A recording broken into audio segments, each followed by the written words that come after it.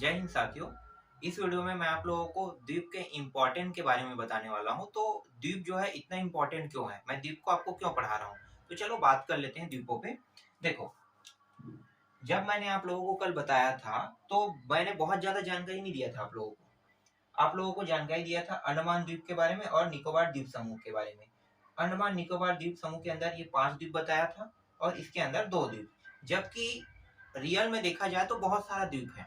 अगर यूपीएससी के लिए तैयारी कर रहे हो तो यूपीएससी के हिसाब से मैं आपको नहीं बता रहा हूँ, मैं बता रहा हूँ पीसीएस के हिसाब से। क्योंकि यूपीएससी में यहाँ से कम 15 से 20 द्वीप है और यहाँ पे भी वही 10 से 15 द्वीप नीचे की ओर है, मतलब निकोबार के अंदर आता है। तो दोनों अगर द्वीपों को देखा जाए तो बहुत सारा द्वीप है। तो मैंने सिर्फ इम्पोर्टेंट द्वीपों को बताया है। तो देख लेते हैं। ये इम्पोर्टेंट है, पीसीएस के लिए बहुत अच्छा है, जो पीएससी कहते हैं, ठीक है, पीसीएस एग्जाम कहते हैं।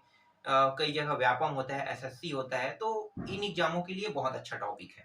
ठीक है, वो बच्चे जो पीसीएस, एसएससी, ठीक है, पीएससी इनकी तैयारी कर रहे हैं और जो राज्य स्तरीय एग्जाम है उसकी तैयारी कर रहे हैं, तो इसके लिए सारे जो टॉपिक है वो बहुत अच्छा है, सिर्फ यूपीएससी को छोड़ के।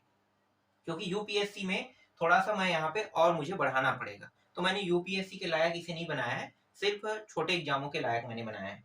ठीक है, तो चलो स्टार्ट करते हैं। देखो, मैंने कल बताया था अंडमान के अंदर 5 द्वीपों को बताया था। ये है कोको द्वीप, ठीक है, सबसे ऊपर में कोको द्वीप। इसके बाद देखो इसे याद कैसे करना है। उत्तरी द्वीप, मध्य द्वीप, दक्षिणी द्वीप, याद रहेगा। उत्तर, मध्य, दक्षिण, मतलब ये बीच वाला हिस्सा है। जैसे कि मैंने कल क्या बताया था, विषुवत रेखा ना, 0 अंश अक्षांश। ये ऊपर क्या होता है, उत्तरी होता है, और नीचे क्या होता है, दक्षिणी होता है। और ये किस कहाँ पे पड़ रहा है, मध्य में पड़ रहा है ना। तो इस तरह से इसे आप याद कर सकते हैं। उत्तरी द्वीप, मध्य द्वीप, दक्षिण द्वीप। फिर नीचे में क्या है, लिटिल द्वीप है, और सबसे ऊपर में क्या है, कोको द्वीप है।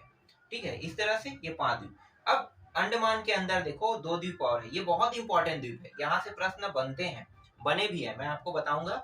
ये जो है ना नारकोंडम द्वीप है, और ये जो है ना बैरन द्वीप है। ठीक है, बैरन द्वीप और ये नारकोंडम द्वीप। नारकोंडम द्वीप इंपॉर्टेंट क्यों है, क्योंकि नारकोंडम द्वीप में ना सुसुप्त ज्वालामुखी पाया गया है। ठीक है, मैं आपको दिखा दूंगा नारकोंडम द्वीप कैसे दिखाई देता है। फिलहाल ये सारे द्वीपों को मैं दिखाऊंगा, ठीक है, पहले मैं बता देता हूँ इन्हें। तो नारकोंडम द्वीप के बारे में पहले बात कर लेते हैं। तो नारकोंडम जो द्वीप है, इसमें सुसुप्त ज्वालामुखी पाया गया। प्रश्न अगर पूछता है कि नारकोंडम द्वीप इंपॉर्टेंट क्यों है, तो नारकोंडम द्वीप में सुसुप्त ज्वालामुखी पाया गया है। किस द्वीप में सुसुप्त ज्वालामुखी पाया गया कहेगा तो क्या करना है आपको, नारकोंडम द्वीप कहना है। और एक सक्रिय ज्वालामुखी, ठीक है, 2 द्वीप इंपॉर्टेंट है, सुसुप्त और एक सक्रिय। ठीक है, सक्रिय ज्वालामुखी बैरन द्वीप में पाया गया है। ये जो है ना दक्षिण जो द्वीप है, इससे थोड़ा सा ऊपर में है, लेकिन ये साइड में है।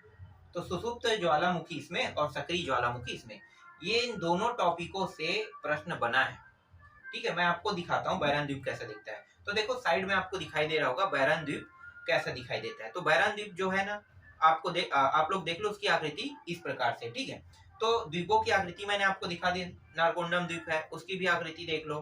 तो नारकोंडम द्वीप कैसे दिखाई देता है और बैरन द्वीप कैसे दिखाई देता है, पता चल गया। ठीक है, बैरन द्वीप में सक्रिय ज्वालामुखी, ठीक है, और नारकोंडम द्वीप में सुसुप्त ज्वालामुखी है। बैरन द्वीप के बारे में एक महत्वपूर्ण जानकारी ये है कि बैरन द्वीप जो है इंपॉर्टेंट क्यों है, क्योंकि बैरन द्वीप में सक्रिय ज्वालामुखी पाया गया है। और 2005 में ज्वालामुखी उद्गार भी बैरन द्वीप में हुआ था।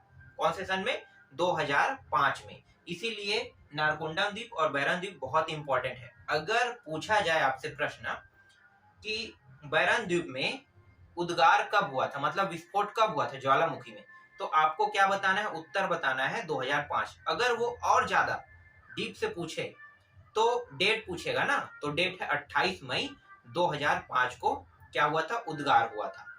समझ में आ गया, याद रहेगा ये। इसके बाद नीचे में ये कार है और सबसे नीचे में ग्रेट निकोबार। इसके अंदर अभी इसके बीच में ना बहुत सारे और द्वीप है, लेकिन मैं उन सारे द्वीपों को मैं नहीं बता रहा हूँ क्योंकि इतना इंपॉर्टेंट नहीं है। ठीक है, कार द्वीप और ग्रेट निकोबार द्वीप इंपॉर्टेंट क्या था, ये जो दोनों द्वीप है ना, अंडमान द्वीप और निकोबार द्वीप के बीच से 10 डिग्री चैनल जाता है, ये इंपॉर्टेंट है। दूसरा प्रश्न कैसे बन सकता है, लिटिल और कार द्वीप के मध्य कितने डिग्री चैनल जाता है। चैनल का मतलब मैंने बताया था नहर, तो 10 डिग्री चैनल इन दोनों के बीच से गुजरता है। याद रहेगा? ठीक है। इसके बाद मैंने आपको क्या बताया था, और पाक जल संधि बताया था। तो पाक जल संधि किन दो देशों के बीच में हुआ है? तो पाक जल संधि जो है ये पाकिस्तान नहीं है, याद रखना। आप लोगों के मन में ना पाक सुनने के बाद, जैसे पाक अधिकृत कश्मीर यहाँ पे है ना पीओके, तो पाक आप लोग पढ़ते हैं तो पाक का मतलब वो पाक नहीं है, ये है पाक। ठीक है, पाक जल संधि भारत और श्रीलंका के बीच में हुआ है। कंफ्यूजन आपको नहीं होना है, ठीक है, कंफ्यूज नहीं होना है। कंफ्यूज हो गए तो ये प्रश्न गलत हो जाएगा। पाक जल संधि किसी भी कंडीशन में पाकिस्तान के मध्य नहीं हुआ है, ये हुआ है हिंद महासागर में। ठीक है, कहाँ पे भाई? हिंद महासागर नीचे में है, तो हिंद महासागर और नीचे में देश कौन सा है? श्रीलंका। तो श्रीलंका और भारत के बीच पाक जल संधि हुआ है। ठीक है, आगे बढ़ते हैं। इसके बाद देखो यहाँ पे कुछ मैंने और बता दिया और कुछ दर्शाया ना, ठीक है, द्वीपों को। ये जो द्वीप है ये क्या है? लक्षद्वीप। लक्षद्वीप के बारे में इंपॉर्टेंट क्या है? ठीक है, इन तीनों द्वीपों का अलग अलग नाम है। मैंने सिर्फ लक्षद्वीप का नाम यहाँ पे रख दिया है, ठीक है, क्योंकि ये तीनों लक्षद्वीप के अंदर आता है। अब लक्षद्वीप के पहले मैंने बताया था नीचे में मिनिकाय, और मिनिकाय के नीचे में एक है मालदीव है। ठीक है, तो मालदीव और मिनिकाय द्वीप के बीच में 8 डिग्री चैनल चलता है। ठीक है, नहर का मतलब ना 8 डिग्री नहर गुजरता है। फिर मिनिकाय और लक्षद्वीप के बीच में 9 डिग्री चैनल। ये इंपॉर्टेंट है, याद रखना। जो चीज मैं बता रहा हूं उनको आपको याद रखना है, यही सब प्रश्न में आते हैं। याद रहेगा, ज्यादा प्रश्न नहीं है। एक प्रश्न यहाँ से बना, बैरन द्वीप। बैरन द्वीप में उद्गार कब हुआ था अगर पूछेगा तो 28 मई 2005 को हुआ था, पहला प्रश्न मिल गया। दूसरा क्या है? बैरन द्वीप जो है वो क्या है? सक्रिय ज्वालामुखी बैरन द्वीप में पाया गया है। ठीक है, और ये किसके अंदर आता है कहेगा तो अंडमान के अंदर। तीसरा प्रश्न हो गया। चौथा, नारकोंडम द्वीप के बारे में अगर पूछता है तो नारकोंडम द्वीप में सुसुप्त ज्वालामुखी पाया गया है। पांचवा, अंडमान। ठीक है, ये भी द्वीप समूह के अंदर आता है, याद रहेगा। 10 डिग्री चैनल अंडमान और निकोबार के बीच से गुजरता है। छठवा, लिटिल और कार द्वीप के मध्य कितने डिग्री चैनल गुजरता है? 10 डिग्री चैनल गुजरता है। चैनल का मतलब नहर। ठीक है, आगे देखो। पाक जल संधि किन दो देशों के बीच में हुआ है? प्रश्न पूछेगा तो श्रीलंका और भारत के बीच में हुआ है पाक जल संधि। ठीक है, आगे देखो। मैंने कल बताया था कि लक्षद्वीप, मिनिकाय द्वीप नीचे में, और इसके बाद और नीचे में मालदीव। तो मालदीव और मिनिकाय द्वीप के बीच में कितने डिग्री चैनल गुजरता है कहेगा तो आपको क्या उत्तर देना है इसका? 8 डिग्री। फिर मिनिकाय और लक्षद्वीप के बीच में कितने डिग्री चैनल गुजरता है कहेगा तो आपको उत्तर क्या देना है? उत्तर में देना है 9 डिग्री चैनल। याद रहेगा? ठीक है। ये लक्षद्वीप के बारे में मैं आपको कुछ बताना चाहता हूँ। लक्षद्वीप जो है ना मूंगा चट्टानों से बना है। एक मूंगा जीव आता है, उस जीव में मतलब उस जीव के जो सेल है ना वो बना है चूना पत्थर से बना है। तो चूना पत्थर से लाखों साल कई मूंगा जीव होंगे, बहुत सारे। ठीक है, तो लाखों साल ना एक दूसरे के सेल को खा कर इस तरह से प्रक्रिया करके ये द्वीप जो है सामने आया। याद रहेगा? लक्षद्वीप के बारे में अगर प्रश्न करता है कि लक्षद्वीप किस चट्टान से बना है तो चूना पत्थर से बना है, मूंगा चट्टान से बना है। ठीक है, याद रहेगा, चूना पत्थर मतलब मूंगा चट्टान। ठीक है, आगे देखो। यहाँ पे मैंने कुछ और 3 द्वीप बताए। ये तीनों द्वीप इंपॉर्टेंट है। क्यों इंपॉर्टेंट है? देखो, इसे बोलते हैं अलियानेट द्वीप, इसे हम बोलते हैं सालसेर द्वीप, और इसे हम बोलते हैं एलिफेंटा। यहाँ पे मैंने पूरा नहीं लिखा, ठीक है, एलिकोटा लिख दिया, एलिफेंटा द्वीप है। ठीक है, ये मुंबई के जस्ट समीप में पाया गया है सालसेर द्वीप, और ये जो है एलिफेंटा द्वीप है, और ये जो है अलिया बेट द्वीप है। ठीक है, अलिया नेट या अलिया बेट, बेट बोल लो। ठीक है, अलिया बेट। ये जो द्वीप है ना, अलिया बेट द्वीप है, ये नर्मदा नदी के मुहाने पर बना है। अब ये जो द्वीप है इसका निर्माण कैसे हुआ होगा? तो ये जो नर्मदा नदी के मुहाने पे बना है अलिया बेट द्वीप जो है, जब नर्मदा नदी बहती है ना तो बहती है तो अपने साथ गाद को भी लाता है। तो गाद को क्या करता है? अपने जस्ट सामने में छोड़ देता है। तो छोड़ता है तो उससे क्या हो गया? उससे वो जो मिट्टी है वहां पे इकट्ठा होने लगा, और इकट्ठा होने के बाद एक द्वीप का निर्माण कर लेता है। ठीक है, तो इससे अलिया बेट द्वीप बना है। ये जो द्वीप कैसे बना होगा? ये जो द्वीप है ना कटान से बना होगा। यहाँ पे ना प्रेशर बहुत ज्यादा रहता है। जल जो है ना, जब समुद्र में लहरें उठती है तो लहरा बहुत तेज आता है, तो तेज आने के कारण क्या है, ये कट के ये द्वीप बना है सालसेर द्वीप। और ये जो है एलिफेंटा द्वीप जो है, ठीक है, यहाँ पे है। ये तीनों द्वीप इंपॉर्टेंट क्यों है? क्योंकि इन तीनों द्वीपों से पेट्रोलियम पदार्थ निकाला जाता है। अगर आपको लगता है कि पेट्रोलियम पदार्थ ये जो जमीनी हिस्सा है ना उससे निकाला जाता है, तो आप गलत है। पेट्रोलियम पदार्थ निकाला जाता है समुद्री वाले हिस्से से, ठीक है, समुद्र से ही निकाला जाता है। जो हम पेट्रोलियम अभी उपयोग करते हैं, अधिकतर पेट्रोलियम समुद्री हिस्से से ही निकाला गया है।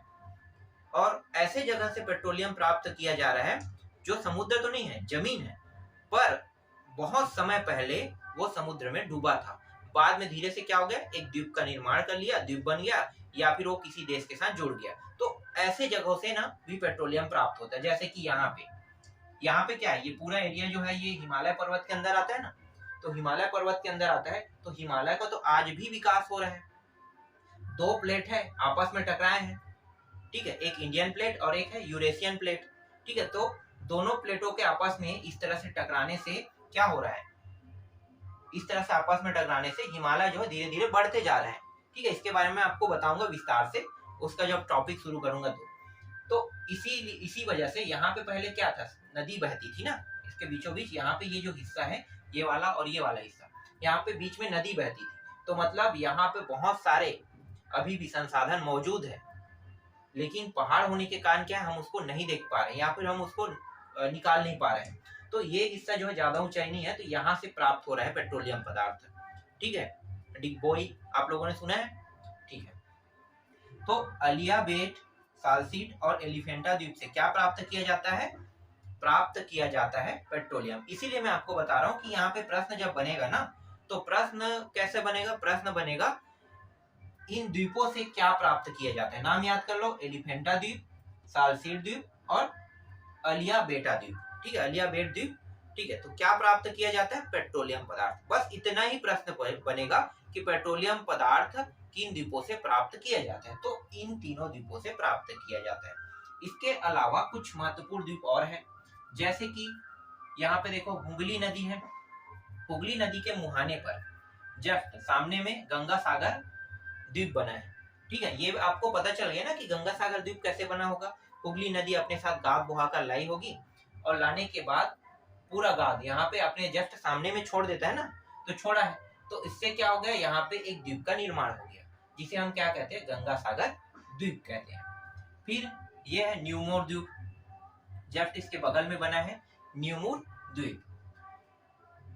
इसके बाद देखो यहाँ पे है ब्राह्मणी नदी, ठीक है, ब्राह्मणी नदी, तो यहाँ पे एक बना है व्हीलर द्वीप बना है, ठीक है, ब्राह्मणी नदी के जस्ट मुहाने पे व्हीलर द्वीप बना है, ठीक है। ये व्हीलर द्वीप जो है ना, मिसाइल परीक्षण के लिए बहुत फेमस है।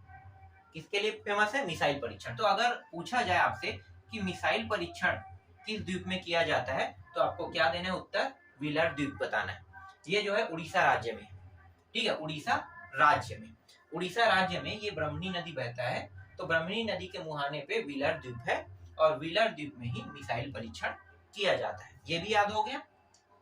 इसके बाद ये हरिकोटा है, हरिकोटा, हरिकोटा सतीश धवन वाला आप लोगों ने नाम सुना है, ठीक है। तो हरिकोटा सतीश धवन, यहाँ से जितने भी अंतरिक्ष में रॉकेट जो भेजा जाता है, सैटेलाइट भेजा जाता है, ये यहीं से भेजा जाता है, PCLV, ठीक है। इस तरह से जो रॉकेट नोदन किया जाता है ना, भेजा जाता है, वो यहीं से भेजा जाता है, सतीश हरिकोटा द्वीप से, मतलब सतीश धवन अंतरिक्ष केंद्र यहीं पे है, ठीक है। सतीश, मैं लिख देता हूं, सतीश धवन अंतरिक्ष केंद्र हरिकोटा द्वीप पर ही है। याद हो गया, ठीक है, ज्यादा नहीं है इसमें। इसके बाद यहाँ पे ये जो द्वीप है, इसे हम कहते हैं पंबन द्वीप। क्या कहते हैं, पंबन द्वीप। कल मैंने बताया था कि पाक जल संधि था, ठीक है, तो पंबन द्वीप यहाँ पे है, पंबन द्वीप, ठीक, पंबन द्वीप यहाँ पे है। और यहीं पे क्या है, धनुषकोटि है, ठीक, बहुत इंपॉर्टेंट टॉपिक है धनुषकोटि। प्रश्न पूछा जाता है कि धनुषकोटि कहाँ पे है, तो पंबन द्वीप के पास धनुषकोटि है, ठीक है। धनुषकोटि कहाँ पे है, तो आपको क्या बताना है, पंबन द्वीप के पास धनुषकोटि है, और इसी को हम क्या कहते हैं, मन्नार की खाड़ी कहते हैं। ये वाला जो हिस्सा आपको दिखाई दे रहा है ना, इसको हम कहते हैं मन्नार की खाड़ी, ठीक है, इंपॉर्टेंट यही था, इसे हम क्या कहते हैं, मन्नार की खाड़ी। तो जितना इंपॉर्टेंट टॉपिक है वो सारे मैंने बता दिया।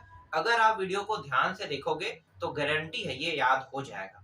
और सबका मैंने यहाँ पे ये जो द्वीप है ना, इन सभी द्वीपों के इंपॉर्टेंट जो द्वीप है इसका मैंने फोटो भी ऐड कर दिया, आप लोगों ने जैसे देखा होगा। ठीक है, तो सारे जितने भी इंपॉर्टेंट टॉपिक है मैंने क्लियर कर दिया द्वीप से। इसके बाद मैं आपको नेक्स्ट टॉपिक बताऊंगा।